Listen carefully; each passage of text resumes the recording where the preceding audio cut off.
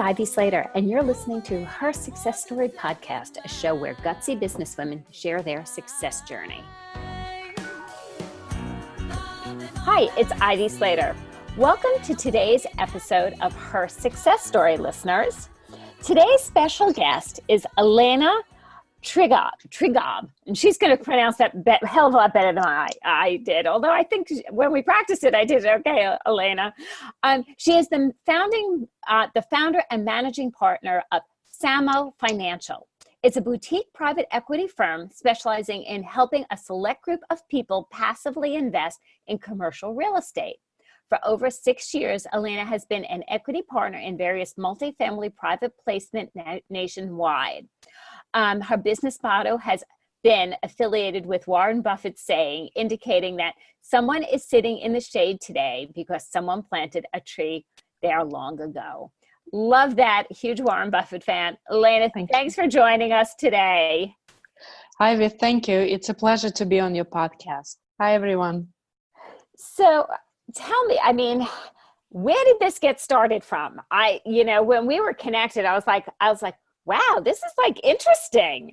Where'd this come from? Where'd this idea come from? How did you build this? From Russia with love, of course, right? I was born and raised in what used to be called Soviet Union. As a matter of fact, when I came here 27 years ago, it was still Soviet Union. So to me, all the changes that have happened in the last 20 plus years, it really does look foreign because, I'm not part of it.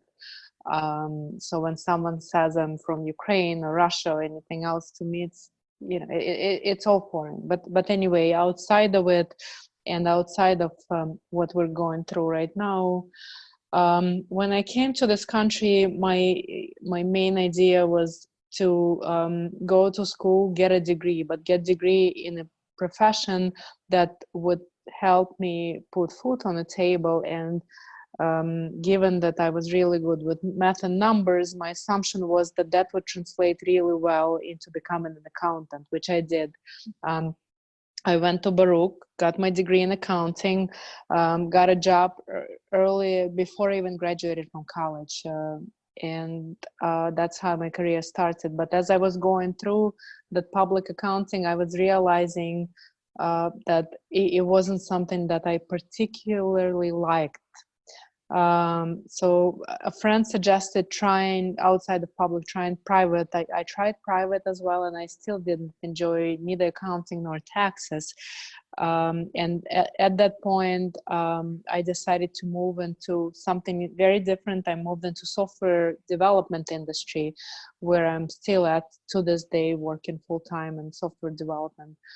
But while working in software development for many years, as I was growing in my career and progressing forward, myself and my husband, I was realizing that our taxes are also growing, and I was always looking for ways to minimize taxes as a former tax accountant.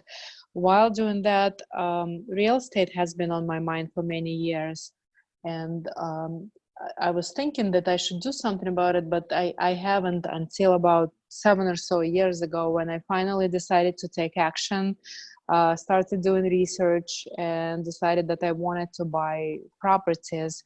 I started looking locally, of course, in New York, New Jersey area where I live, but I couldn't find anything where the numbers for a former tax accountant would make sense. And right. So let's jump in here for a second. A tax accountant is conservative by nature. Absolutely. Which is why we love them. And the New York, New Jersey area is expensive. It's way too expensive. And again, everything is relative. What's expensive or what's not achievable for me in terms of the numbers may work for someone else. I mean, even until a couple of months ago, people were still actively looking and buying properties in New York, New Jersey as well. So in real estate, it's called cap rates. So for someone like myself, those cap rates were too condensed, too low to look into. But for other people, it was fine. They were still buying properties. So everything is relative. So what was that very first property you bought? How long ago was that? So I bought properties earlier than 7 years ago, but I was buying them without doing the holistic real estate investor approach, if you will. After becoming a real estate investor, and after going through that detailed approach, I realized that I wouldn't be able to buy anything locally, and that's why I shifted to start looking outside of the local area, and that's when I came across syndications, and which is essentially when you're not buying the property yourself, but you join in a group of people where someone else is doing all the work. You just partnering with these people as a passive investor and investing your funds where someone else is doing the work. And I started doing that about 7 years ago, where someone else was doing all the work, finding all these properties. I was just investing my funds with them. And that was the beginning of my passive real estate investor journey. And so, I love that. It's so you dabbled, you saw, you learned. Right. And then where did the birth of, your own company come from? Where did the birth of Samo come from? Sure. So I've dabbled, I learned, and I've invested for quite a few years myself. And after doing it for a while and talking to other investors, I realized that there are a lot of other people out there that are in the same position as I was 7 years ago, thinking about real estate, wanting to invest, but not taking action, either because they don't want to get phone calls in the middle of the night about broken toilets, or just because they don't have the bandwidth to even think about that. And the idea of Samo Financial came to light about roughly 2.5 years ago, when I realized that there is a need for this service where I can essentially spread the word, tell other people that there's this passive way of investing is out there, it exists, and it can open up a lot of opportunities for these folks that, number one, can get real estate investment under their belt, number two, can save on taxes, and number three, can potentially help to benefit the communities, because when we're buying this real estate, we are looking to buy a property that's underperforming and find ways to beautify the property, the community, and essentially bring value and bring tenants if it's an apartment complex, and help people find a place to live, and help investors, passive investors on the other hand, make this passive residual income. So it's a benefit on both sides, if you will. So that's how the idea of Samo Financial has been brought to life. So it's so interesting to think about, building this company, and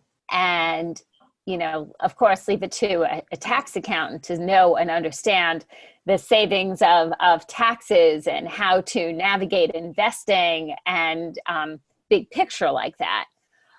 When you started this, did you have an inkling, like this, you started it like, so you were doing it, you started getting some traction.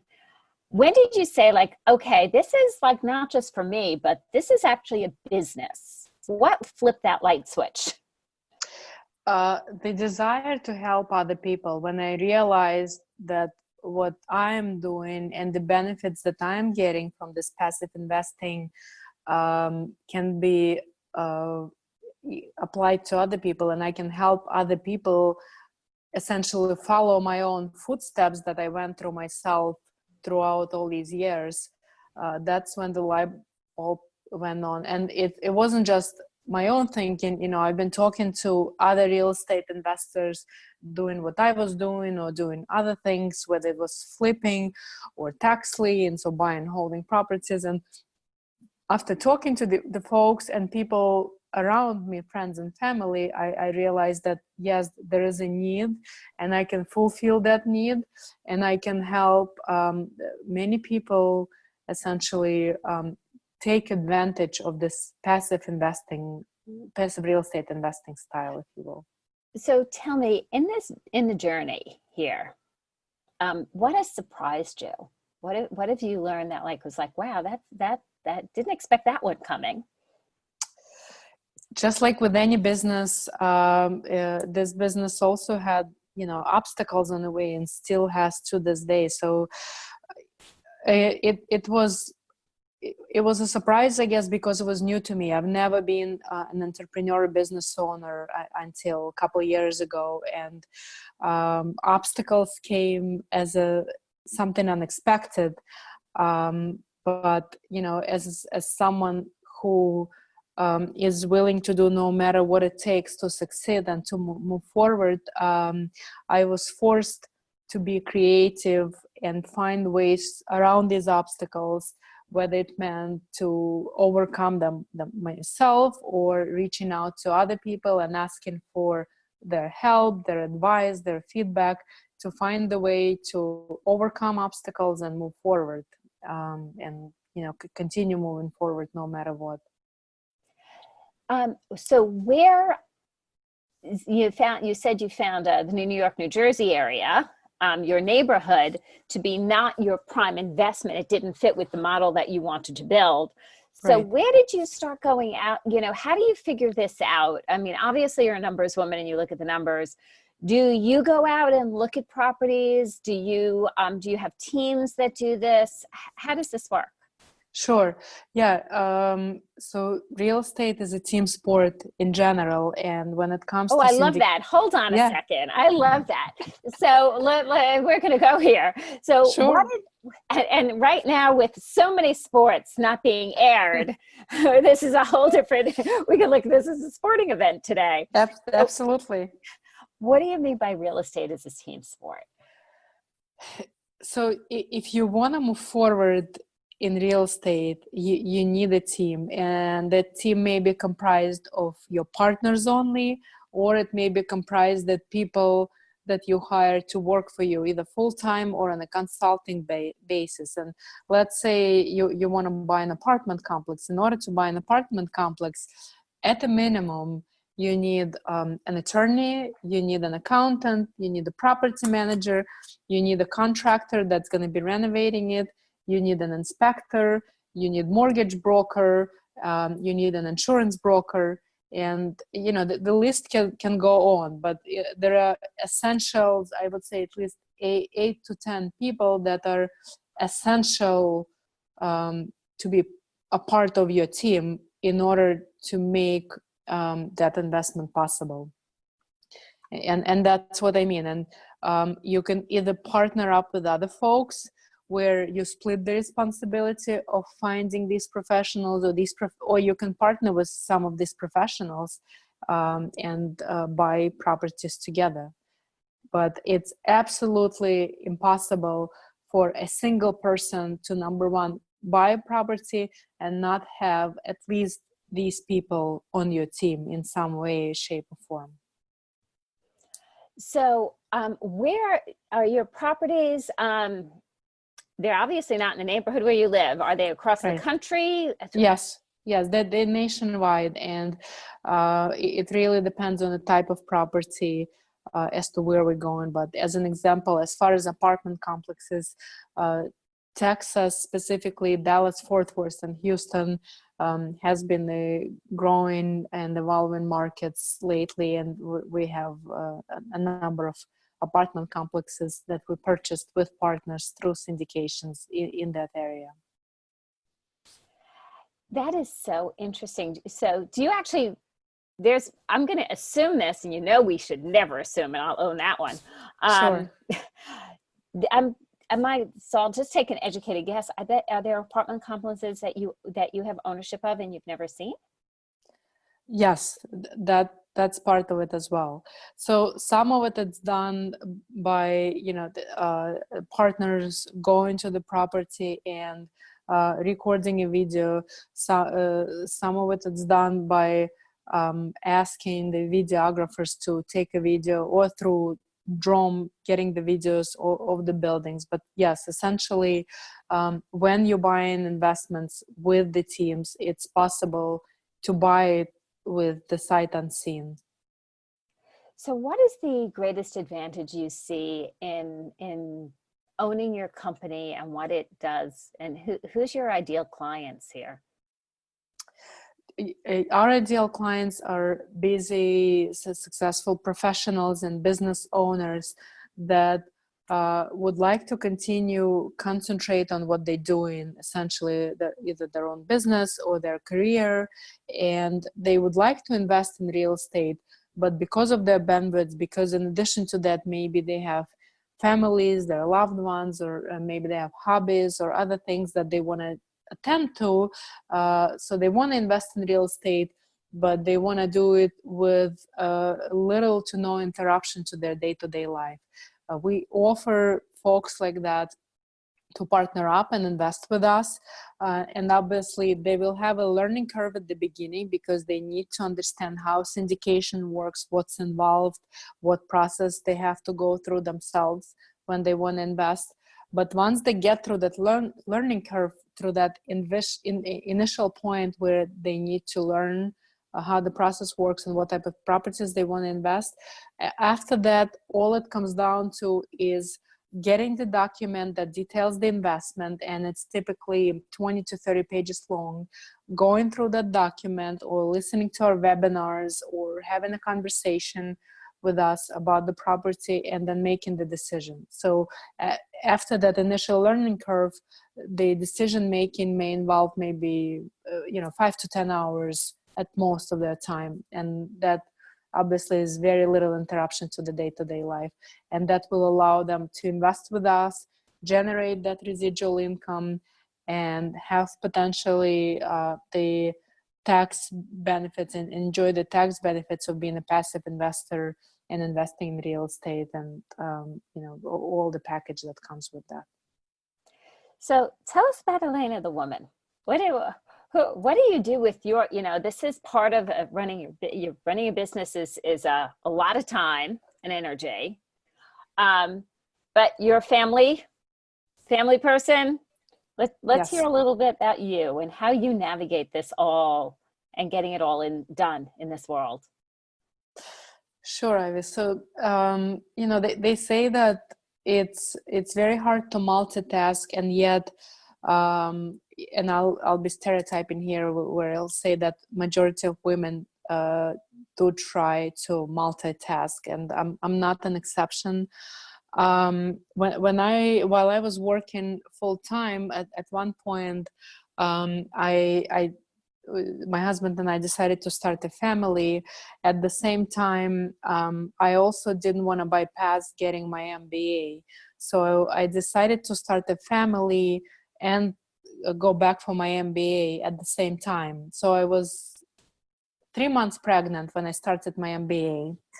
On my daughter's third birthday, I got my MBA degree. And I was still working full time through all that time. So I'm just giving you a picture of Alina, a woman.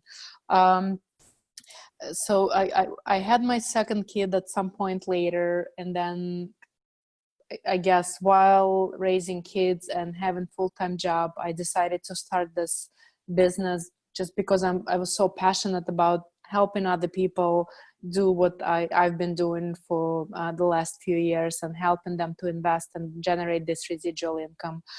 And to this day, I've been doing that. So I basically replaced my hobbies and replaced my TV time with running a business, which I do outside of the work hours, either at night and on the weekends, in between the kids' activities and in between the family time. So, and maybe my business is not growing as fast as I want it to be. I'm taking baby steps, but it's important to me to maintain the lifestyle. So continue with the full-time job, continue, obviously attend to the family. That's a given, but continue growing the business at the pace that allows me to maintain the other responsibilities that I have to my family and to my full-time job. So it's so nice when we get to talk to somebody who understands prioritizing, and building a business isn't something that's always done in a moment, a day, overnight. Great businesses are built over time. And I love what you said about baby steps, because if we look at every opportunity, we could take a baby step and move forward. I look at it as the good old race between the turtle and the hare. Sure. Give that turtle some baby steps, and he somehow always seems to win. Yep, exactly. I think a huge part of it was personal development. So obviously, while I was educating myself on real estate investing and these various strategies and syndication in general, in addition to that, I've spent probably as much time on developing myself and reading such books as Miracle Morning, The Richest Man in Babylon, Think and Grow Rich. And I mean, the list just goes on. I actually have the whole library virtual library that I've accumulated, that I share with people who are interested in seeing the list of the books that I went through. But like I said, half of those books are real estate, and the other half is personal development. And another step that I've taken is I went to see Tony Robbins. I think it was Unleash the Power Within event Right. when he was here in 2018. And to be honest, I wasn't planning. It was not in my plans to go see him, but I network a lot. And as I was talking to my newly acquired entrepreneurial friends, some are in real estate, some are not, I would say like at least half of the people were saying, oh, we're going to see Tony. And one of the friends invited me, and I said, okay, I'll go check it out. But there was no intent or explicit desire to go see him. I was not into him, or I haven't read his books until that point. I obviously knew who he was because he's such a well-known celebrity. But after I went through his event, I would say it was one of those impactful moments when I realized that yes, what I'm doing is definitely positively impacting the community and people around me, and I should continue be doing that. And yes, this is I'm definitely moving in the right direction, and I should find ways to 10x my business. And that's when I started looking for those additional moments where I can spend more time on the business, maybe through time blocking certain areas and dedicating specific time blocks at nights and weekends to the business only, to continue pushing it forward. But I would say that also played that Tony Robbins event played a tremendous life-changing step in my personal development in general. And I met a lot of entrepreneurs at that event. It was like definitely a great event to go to. It's entrepreneurs on steroids. Yeah, exactly. Well, when you don't eat or sleep or take care of your biological needs for 12 hours straight, and that's what Tony did essentially on day one, then that definitely is entrepreneur on steroids. So you had mentioned, as we wrap this up, you had mentioned this impact of mindset on your success, on your ability to build and keep going. And you referenced Tony Robbins, you referenced one of my favorite books, Think and Grow Rich by Napoleon Hill, if anybody's wondering about my favorite books here. Napoleon Hill wrote Think and Grow Rich close to 100 years ago, and it's one of the greatest impacts. And I think if anybody has some downtime at this strange time we're in right now, it's a book to listen, read, any which way you roll. Yep. So any other impact of mindset of how you show up today than what you learned, when you were getting your MBA, when you're learning the nuts and bolts of learning versus the mindset part of learning? Yeah.